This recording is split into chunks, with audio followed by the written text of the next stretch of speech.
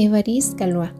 Las historias presentadas se desarrollan en contextos diferentes, pero con sentimientos similares.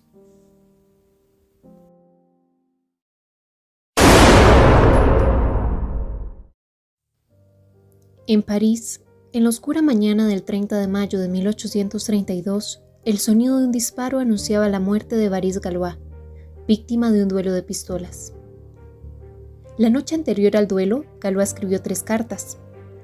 La primera, dirigida a los republicanos, donde, con profundo dolor, rogaba a sus patriotas y amigos disculpas por no morir por la patria. La segunda, dirigida a sus amigos para suplicarles su recuerdo, ya que su trágico destino no le concedió una vida que volviera su nombre digno de ser recordado por su país. Y la tercera, dirigida a su mejor amigo, para pedirle que divulgase sus trabajos matemáticos, donde dejaba plasmada su revolucionaria e inmortal teoría matemática, la teoría de grupos. En los márgenes de esta carta se evidencia su afán por concluir y lo próxima que estaba su muerte, pues señalaba: algunas cosas deben completarse en la demostración. No tengo tiempo. Con su último suspiro, alcanzó a despedirse de su hermano diciendo: necesito todo mi valor para morir a los 20 años. Sí, a los 20 años, justo la edad en la que habitualmente comienza la biografía de los héroes. En la historia de Galois hay 2 figuras centrales, ambas igualmente importantes: Galois y el pueblo de Francia. Galois nació en 1811, siendo hijo de una mujer culta y un alcalde liberal con simpatías republicanas, quien decide ponerle fin a su vida para despertar conciencia y recuperar el respeto hacia él y hacia su familia. Las últimas palabras que su padre deja a Évariste fueron: hasta la matemática, la más noble y abstracta de todas las ciencias, tiene su corona en el aire, pero sus raíces se hunden profundamente en la tierra en que vivimos. Ni siquiera la matemática te permitiría escapar a tus padecimientos ni a los de tu prójimo. Galois creció en una época difícil, con complicaciones políticas, sociales y económicas, específicamente en la Francia nostálgica postnapoleónica de las primeras décadas del siglo XIX, donde la lucha entre monárquicos y republicanos cobraba la vida de unos cuantos. Allí, las conspiraciones y tumultos se encontraban eco en las personas jóvenes estudiantes, y el descontento del pueblo francés anunciaba la próxima revolución.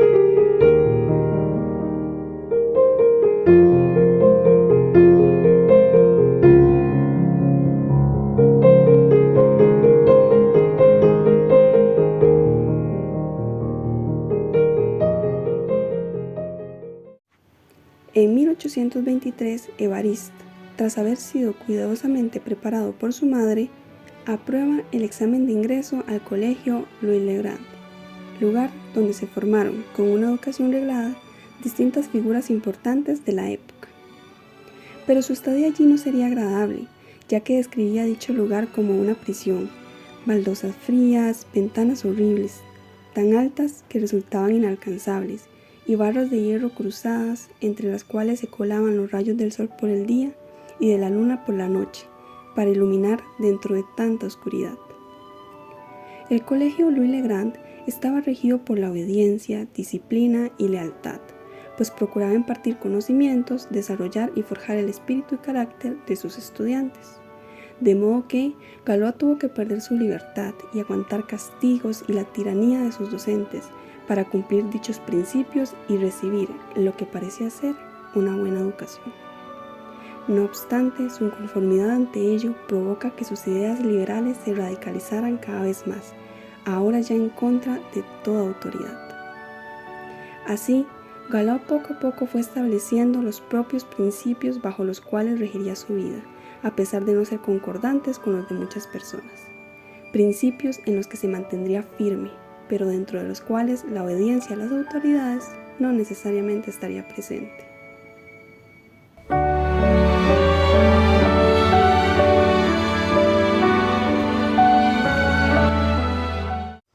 Otro de los principios incumplidos por Galois fue la disciplina, lo que provocó que en 1827 fuera obligado a repetir su clase de retórica. Temiendo la monótona repetición de un conocido plan, decidió por primera vez estudiar matemática, la cual era una materia impopular, considerada de poca relevancia como para ser obligatoria. El estudio de dicha materia inició con la geometría, leyendo los escritos de Lagrange. Allí, mientras Galois leía una página tras otra, vio levantarse ante sus ojos y en su cerebro el edificio de la geometría con la sencillez y belleza de un templo griego. Pronto dejaron de existir para él el aula, sus alrededores, sus camaradas, sus docentes, los ruidos, los olores. Los teoremas abstractos de la geometría le resultaban cada vez más reales que el mundo de la materia, de modo que anticipaba definiciones, axiomas, teoremas y demostraciones sin haberlos estudiado previamente. Luego, continuó con la lectura del libro de Lagrange para adentrarse en otra área de las matemáticas, el álgebra. Hallaba excitante tal obra, pero tenía cierta insatisfacción. En geometría había visto claramente construirse la estructura, pero en el álgebra no. El edificio de la geometría tenía estilo, armonía y belleza. El álgebra era una extraña colección de edificios de diferentes estilos, la mayor parte de ellos recién comenzados, pero ninguno terminado. El problema fundamental del álgebra, el de resolver ecuaciones algebraicas, era uno de los edificios que estaba inconcluso. De allí que, aun sin llegar a sus 16 años, Galois intentó continuar con tal construcción al idear un método mediante el cual las ecuaciones algebraicas pudieran solucionarse por radicales, concluyendo, años más tarde, que no es posible utilizar el método de radicales para resolver todas las ecuaciones de grado superior a 4. Galois había encontrado una pasión. La matemática había aflojado sus ataduras a Louis Lagrange. Su mente ardía con una llama que solo la muerte lograba extinguir. Y como ocurre con cualquier pasión, él tenía claro que iba a trabajar día y noche para convertirse en un gran matemático.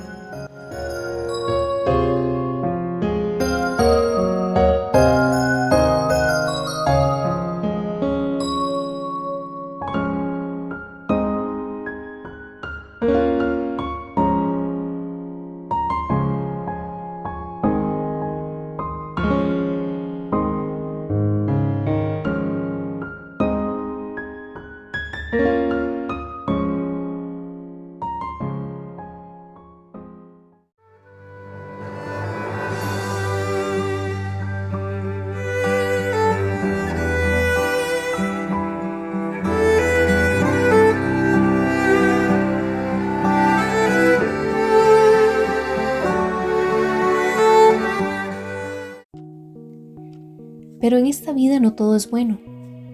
Galois experimentó el gozo y padecimiento de la creación. A pesar de mostrar un gran talento para las matemáticas, sus docentes no estaban de acuerdo con los métodos que utilizaba para la resolución de ejercicios. Le señalaban la falta de puntualidad y de explicaciones claras de sus razonamientos. En una de las notas de registro, uno de sus docentes escribió: acentuados inteligencia y progreso, pero no suficiente método. De allí que era entendible la frustración que sentía, cual sucede cuando se da lo mejor de sí, pero no se cumple con las demandas del sistema. A pesar de ello, tenía claro que no debía odiar a quienes le criticaban, pues como bien le enseñó su padre, no se debe odiar a la gente, se debe odiar al sistema.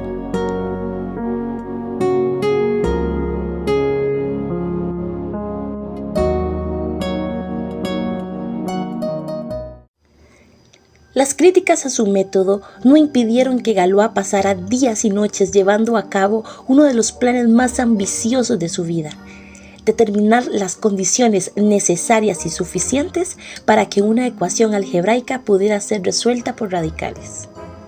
En 1829, Galois, a pesar de su corta edad, se animó a enviar una monografía con sus trabajos a la Academia Francesa, donde se encontraba el reconocido matemático Cauchy. Évariste pasaba horas perdido en sus pensamientos, imaginando la reacción de Cauchy al leer su escrito, y suponiendo que de inmediato acudiría a Gauss para juntos emprender la búsqueda hacia él, es decir, hacia la genialidad que con dicha monografía estaba abriendo sendas al camino de lo desconocido. Los días pasaron y Galois entró en razón de que nunca recibió ni recibirá respuesta alguna. Tal vez su trabajo no era lo suficientemente relevante como para que Cauchy lo leyera. Tal vez se extravió, o tal vez su inexperiencia y corta edad le jugaron en contra. Eran una de las muchas suposiciones que se hacía. No obstante, si de algo estaba convencido, era de lo exacto e importante de sus resultados.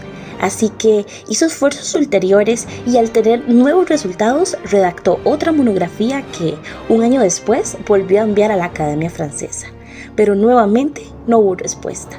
Frustración, tristeza e impotencia embargaron a Galois. A pesar de todo, aquella situación confirmaba una vez más que el mundo no estaba preparado para recibir los resultados de un joven matemático como él. El apasionado Galois no se rendiría. En el futuro enviaría nuevamente uno de sus trabajos, esperando que se reconociera su valor.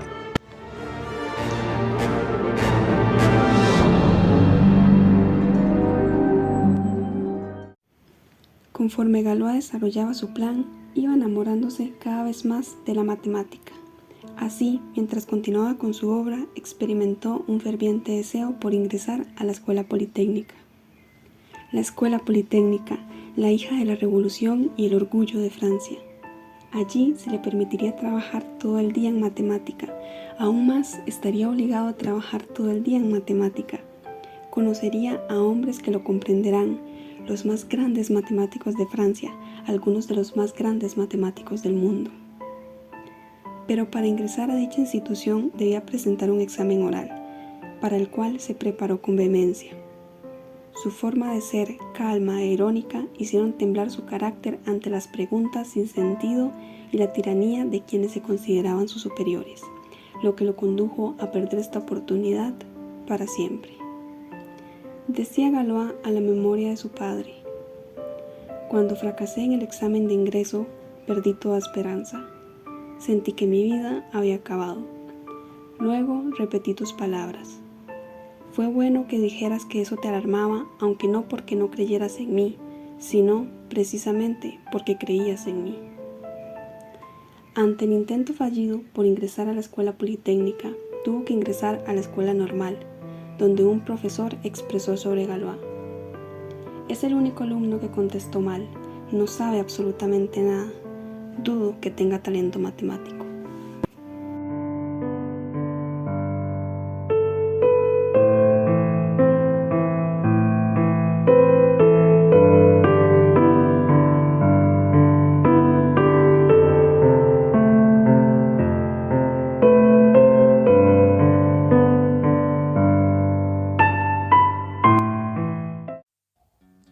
En 1830, antes de que terminara el año, Galois vio un campo de batalla amplio y una lucha igual de importante que la matemática.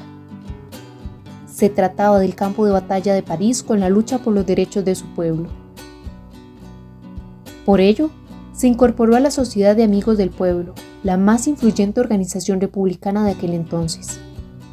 Sociedad donde predicaban amor a la República y promovían acciones que incitaban al odio por el rey y a la esperanza por una nueva revolución. Allí Évariste no necesitaba valerse de frases aprendidas de memoria. Sentía la alegría al hablar al pueblo y al ser oído por el pueblo. Ese amor por la patria motivó a Galois a generar disturbios y a hacer afirmaciones mal recibidas por las autoridades. razón por la que fue expulsado de la escuela normal. Pero no solo allí sería reprendido. Estuvo en la cárcel en 2 ocasiones, una de ellas por hacer un brindis por la muerte del rey. De esta manera, Évariste era el ejemplo de devoción a las ideas liberales, tras seguir lo que dictaba su corazón y hacer lo que intuía como correcto. En ese camino a la revolución ganó muchos amigos y muchos enemigos.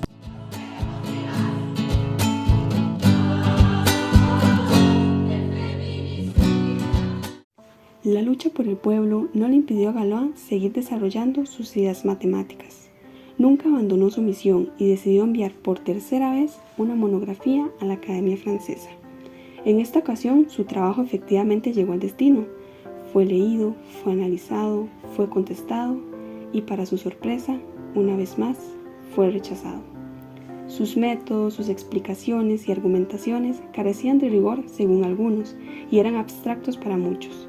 El problema no era Galois, el problema eran las limitaciones de sus contemporáneos para comprenderlo. Quizá estaba adelantado a su época. Como si la joven vida de Galois no fuera ya lo suficientemente agitada, una tormenta disfrazada de unos lindos ojos y seductora sonrisa estaría a punto de llegar. Galois había dedicado su vida a la patria y a la matemática, y ahora estaría dispuesto a entregarle parte de su corazón al amor. Él, que entendía los problemas del álgebra mejor que cualquier otro hombre entonces vivo, no podía entender cómo una mujer trastornaba el equilibrio de su mente y de su cuerpo. Transcurrido un mes de haber conocido a aquella mujer, consideró que había llegado el momento de declararle su amor y dar el siguiente paso, pero se encontraría, como en muchas otras ocasiones de su vida, con el rechazo. Ella ya estaba comprometida, solo quería divertirse. El enojo, la traición y el dolor inundaron a Galois, quien con rabia le reclamaba e insultaba por su actuar, sin imaginar que dichas palabras decidirían sus últimos días de vida. Tras los infames insultos, la mujer se quejó ante uno de sus familiares, quien desafió a Galois a un duelo de pistolas. Nadie podía saber del enfrentamiento, solo se le permitió llevar a 2 testigos para que lo auxiliaran en caso de ser necesario. Tal vez el único error que cometió Galois fue confiar en la persona que amaba, en sus amigos, en sus profesores, en la academia, en la justicia del pueblo de Francia.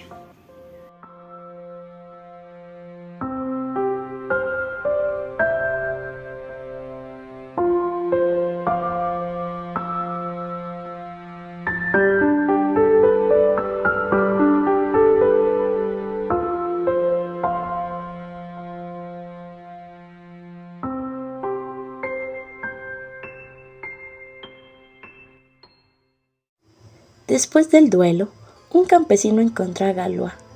Estaba solo, malherido y vulnerable. Incluso sus testigos le habían traicionado, le dieron la espalda. Así, la muerte anunciaba su llegada. Aunque ese fatídico 30 de mayo de 1832 la vida de Galois se apagó, la semilla de su esfuerzo estaría a punto de germinar y florecer en diferentes partes, no solo de su amada Francia, sino en toda Europa y con el paso del tiempo en todo el mundo, siendo estudiada por diferentes figuras matemáticas. Aún tras haber llevado una turbulenta vida, Galois logró introducir 3 nociones clave para demostrar que no existe un método general para resolver las ecuaciones de grado superior a 4 por medio de radicales. Estas nociones son: el grupo de Galois. A partir de las permutaciones de las raíces de una ecuación, considera Galois todas las formas posibles de pasar de una de ellas a todas las demás, lo que denomina como sustituciones. Subgrupo normal. Tras la primera noción de grupo de sustituciones, Galois introduce la noción de subgrupo normal. Grupo soluble. Llama soluble a un grupo si los índices de los distintos subgrupos normales maximales aludidos en el proceso anterior son todos ellos primos. Finalmente, demostró que una ecuación se puede resolver por radicales si y solo si el grupo G de la ecuación es soluble. Actualmente, la teoría de grupos se estudia en diferentes centros de estudio a nivel mundial. Hay cursos titulados Teoría de Galois. Asimismo, sus aplicaciones han alcanzado niveles inimaginables.